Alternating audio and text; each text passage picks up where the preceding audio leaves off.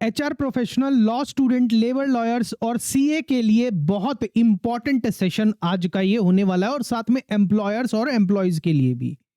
कल्पना कीजिए कि आप सुबह उठते हैं और आपको ये पता चलता है कि आपके ऑर्गेनाइजेशन के हर एम्प्लॉयमेंट कॉन्ट्रैक्ट, हर पेरोल स्ट्रक्चर और हर एचआर पॉलिसी अचानक से कानूनी रूप से इररेलेवेंट हो गई है, आउटडेटेड हो गई है, अप्रासंगिक और पुरानी हो गई है।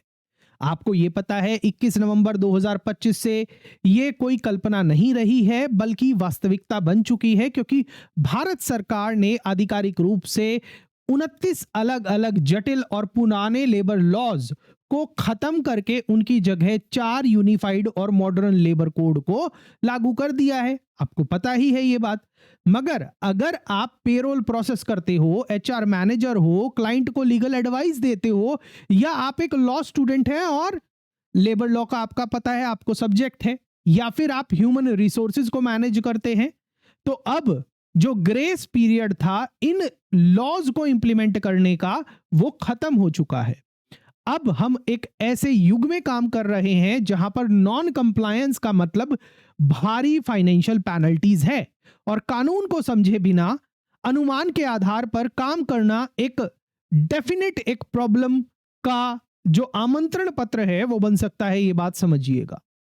सभी का स्वागत है आज के इस इंपॉर्टेंट सेशन के अंदर। आज हम समझने वाले हैं HR compliance and legal compliance checklist for new labour code, specifically for HR managers and employers. उनको प्रैक्टिकली सब कुछ आज के सेशन में पता चलने वाला है। आने वाले लगभग 10 से 12 मिनट के अंदर हम इन सभी कोड्स की जो एग्जैक्ट लीगल प्रोविजन है, उनके जो हिडन एक्सेप्शंस हैं और उन स्ट्रेटेजिक एक्शंस को समझेंगे जो आपके अपने बिजनेस को सुरक्षित रखने के लिए आपको तुरंत मददगार होंगे। आज हमारे पास विषय बहुत बड़ा है, इसलिए बिना समय गंवाए सीधा हम स्लाइड की तरफ चलते हैं। मेरा नाम आशीष जैन है और मैं संस्थापक हूं दून लॉ मेंटर का, जहां हम आपकी तैयारी करवाते हैं न्यायिक सेवा परीक्षाओं की, सहायक अभियोजन अधिकारी परीक्षाओं की और विभिन्न कानूनी परीक्षाओं की अपनी ऐप दून लॉ मेंटर के माध्यम से फ्रॉम आप एंड्रॉइड और iOS दोनों माध्यम से हमारे साथ स्टडी कर सकते हैं हमारी ऑफिशियल ऐप के माध्यम से। सबसे पहले हम बात कर रहे हैं 50% रूल के बारे में और कोड ऑन वेजेस के बारे में। एक ऐतिहासिक लेबर रिफॉर्म की जो इस पूरे कानूनी मसौदे की जो सबसे महत्वपूर्ण नींव है वो है कोड ऑन वेजेस।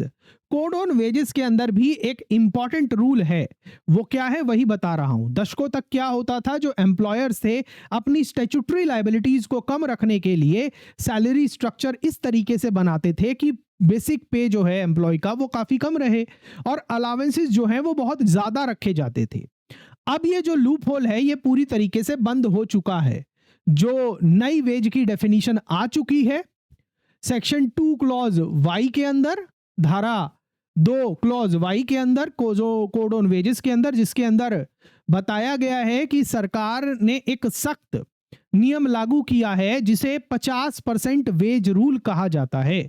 इस नियम के अनुसार जो आपका बेसिक पे है, डियरनेस अलावेंस है और उसके साथ साथ अगर कोई रिटेनिंग अलावेंस भी है वो 50% ऑफ सीटीसी या आपके टोटल रिम्यूनरेशन का कम से कम 50% होना चाहिए। 50% से कम नहीं हो सकता है किसी भी हालत में। ये एचआर मैनेजर को ध्यान देने की जरूरत है। अगर किसी एम्प्लॉय के अलावेंसेस जैसे एचआरए, स्पेशल अलावेंस आदि कुल रिम्यूनरेशन के 50% से अगर ज्यादा हो जाते हैं तो कानून यहां पर स्पष्ट रूप से कहता है कि उस अतिरिक्त राशि को, जो एक्स्ट्रा अमाउंट है, वो भी वेजेस मान लिया जाएगा। इसका सीधा क्या प्रभाव होने वाला है? इसका सीधा प्रभाव होने वाला है प्रोविडेंट फंड कैलकुलेशन पर और उसके साथ साथ ग्रेच्युटी कैलकुलेशन पर, क्योंकि जो प्रोविडेंट फंड और ग्रेच्युटी की कैलकुलेशन है वो आपके बेसिक पे के हिसाब से होती है। प्रोविडेंट फंड और ग्रेच्युटी जैसे जो स्टैट्यूटरी कैलकुलेशन है उस बढ़ी हुई वेज वैल्यू पर की जाएगी।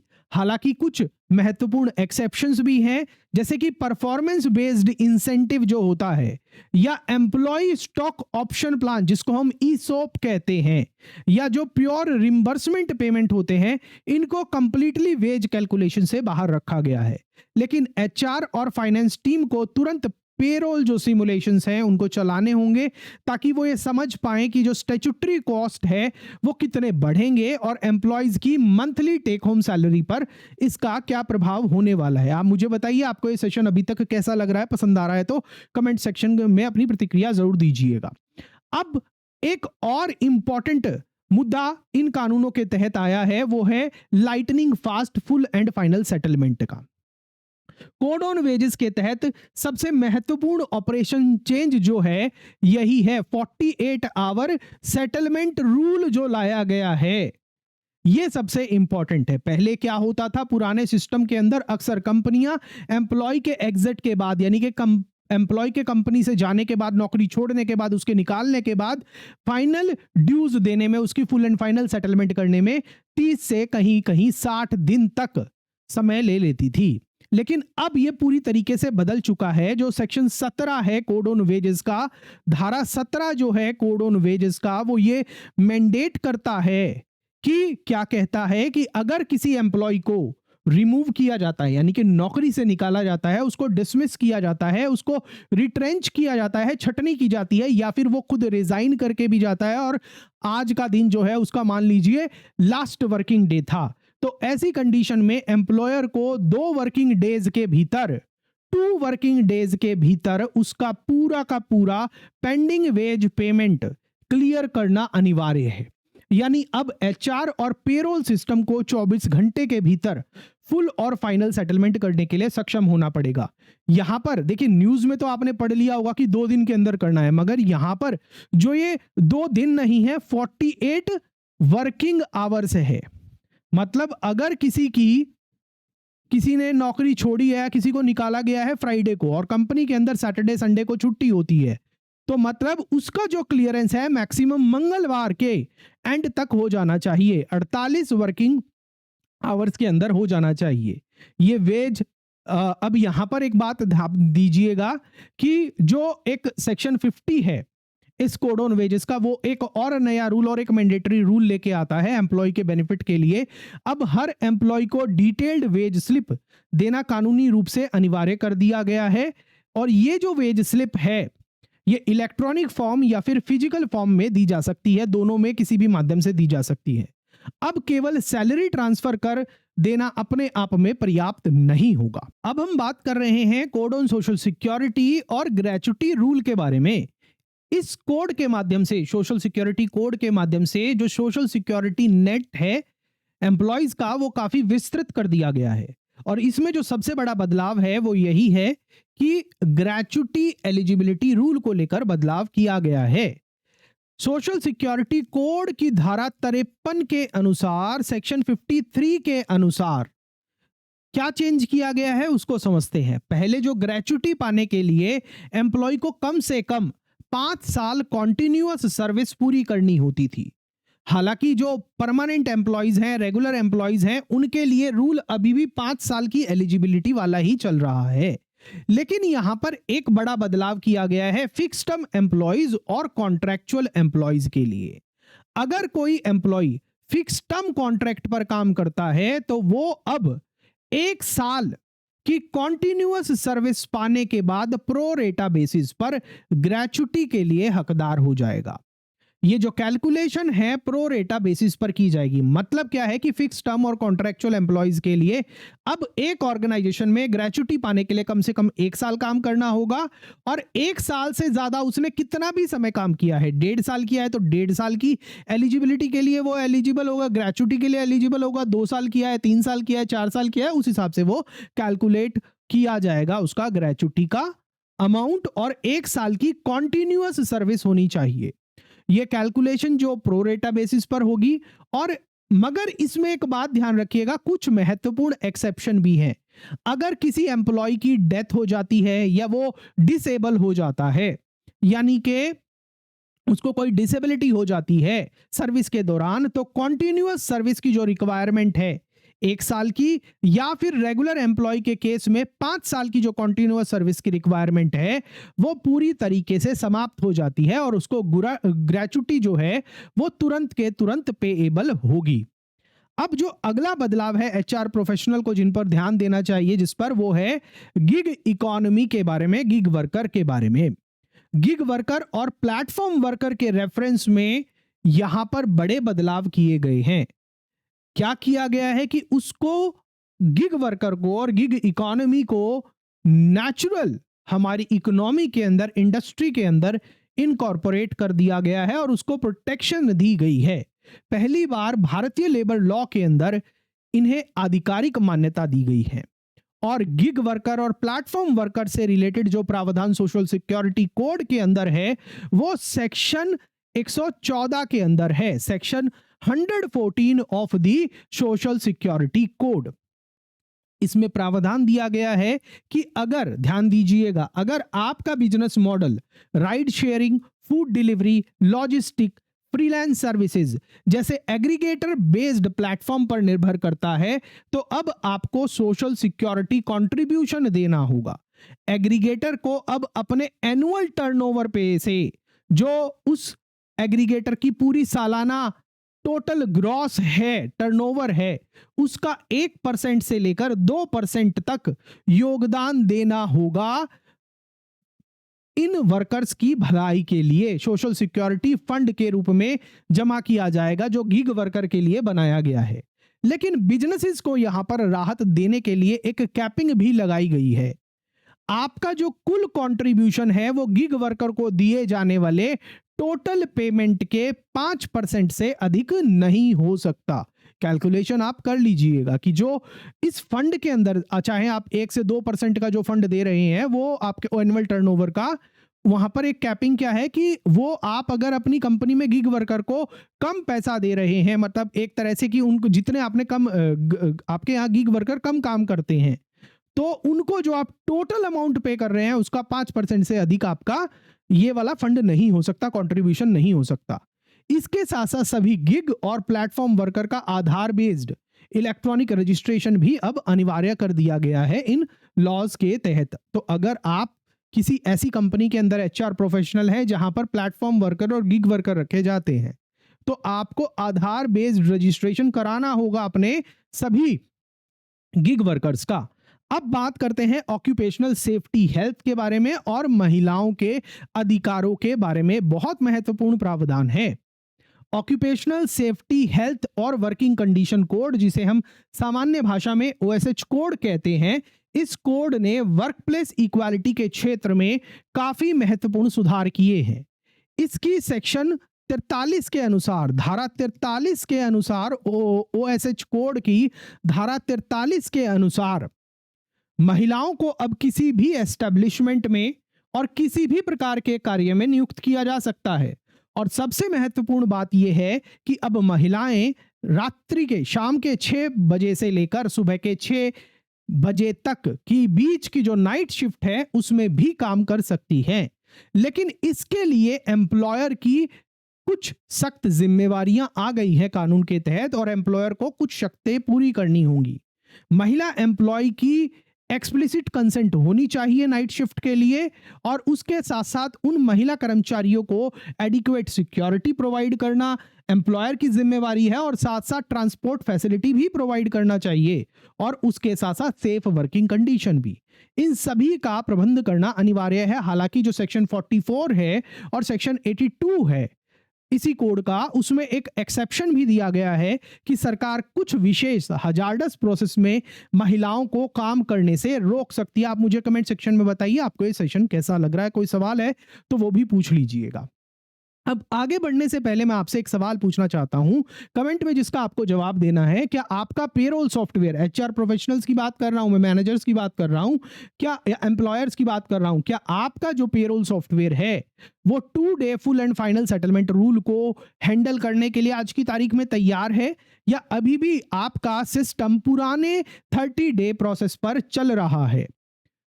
कमेंट में बताइए, मैं आपके कमेंट पढ़ूंगा और रिप्लाई भी करूंगा। आगे बढ़ने से पहले आपको मैं एक बहुत इंपॉर्टेंट जानकारी देना चाहता हूं मेरे साथियों, मेरे दोस्तों, कि हमारी ऐप दून लॉ मेंटर पर हमने new labour code mastery code course launch कर दिया है, जहां पर हम बहुत प्रैक्टिकल तरीके से आपको ये कोर्स पढ़ा रहे हैं।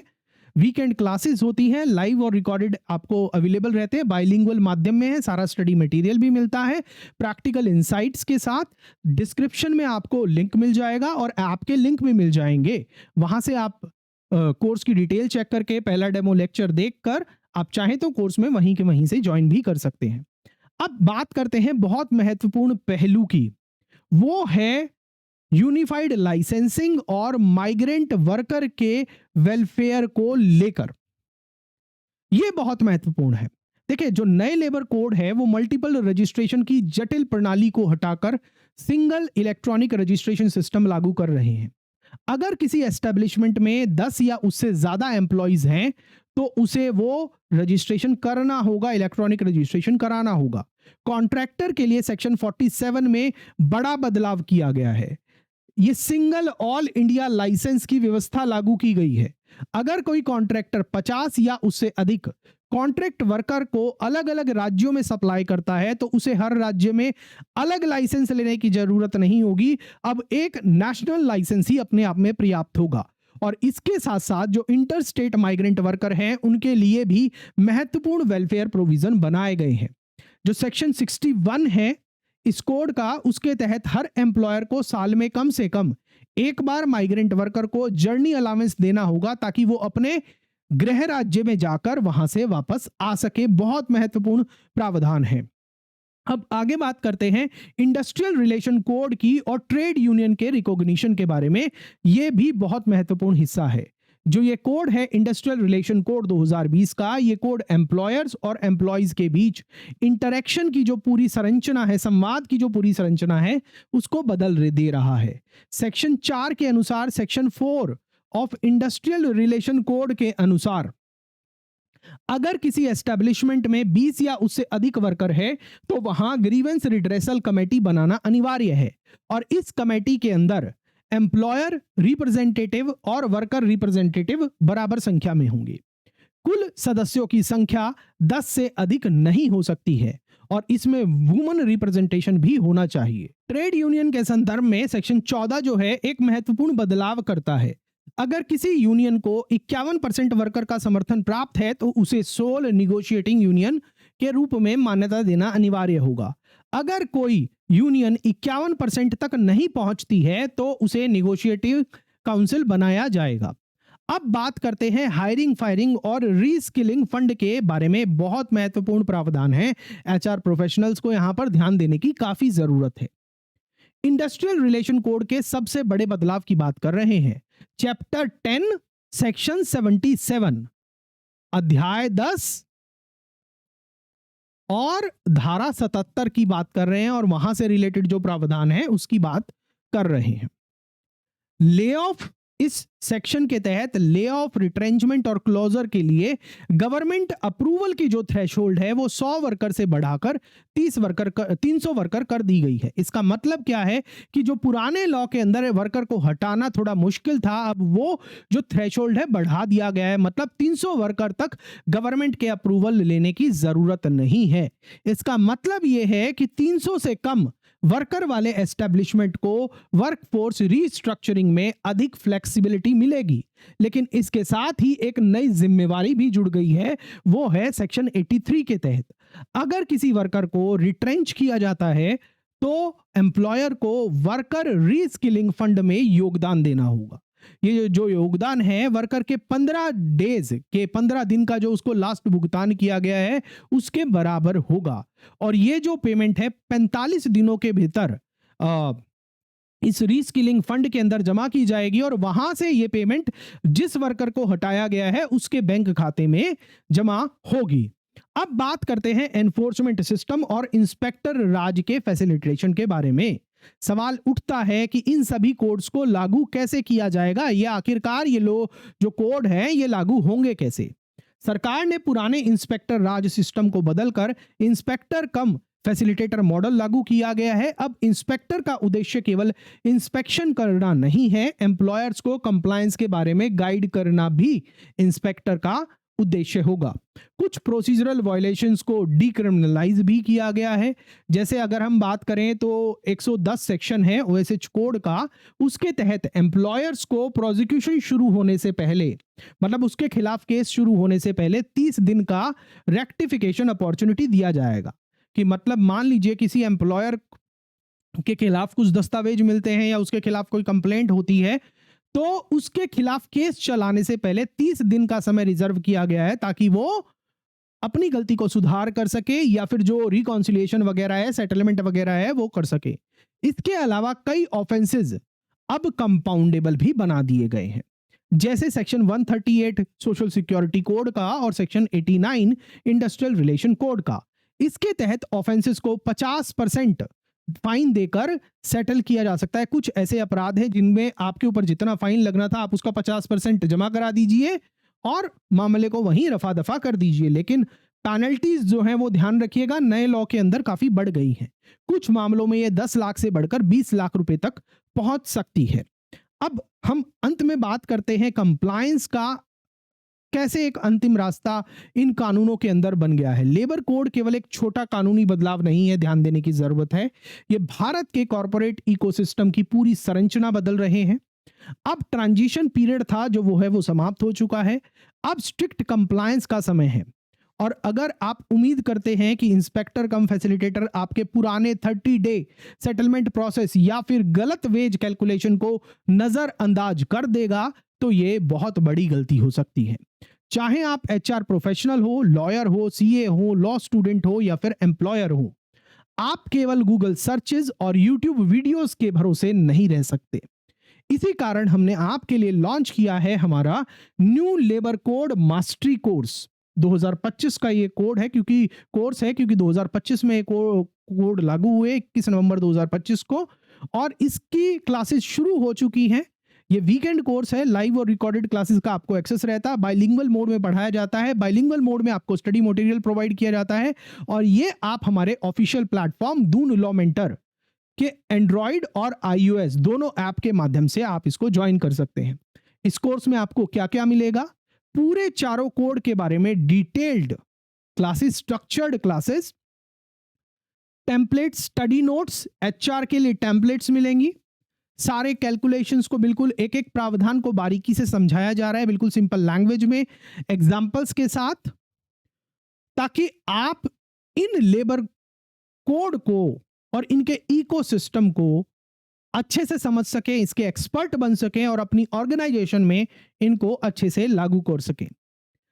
आपकी इंफॉर्मेशन के लिए कोड का लिंक, ऐप के लिंक आपको इस वीडियो के डिस्क्रिप्शन और पिन कमेंट में मिल जाएंगे। आप उस पर जाकर कोर्स की डिटेल चेक करके पहला डेमो वीडियो देख सकते हैं। पूरा 2 घंटे का आपको एक सेशन मिलेगा, और उसको देखने के बाद अगर आपको पसंद आता है तो आप पूरे कोर्स को ज्वाइन कर सकते हैं। चारों कोड को डिटेल में कराया जाएगा। दून लॉ मेंटर ऐप के माध्यम से भी आप इसको एनरोल कर सकते हैं। आज हमारे साथ जुड़ने के लिए आपका बहुत बहुत धन्यवाद। कमेंट में मुझे एक बात का जरूर जवाब दीजिएगा कि 4 लेबर कोड में से आपको सबसे ज्यादा कौन सा कंफ्यूजिंग लगा, और उसके पीछे का कारण भी बताइएगा। मैं आपके सवालों का जवाब कमेंट्स में जरूर दूंगा।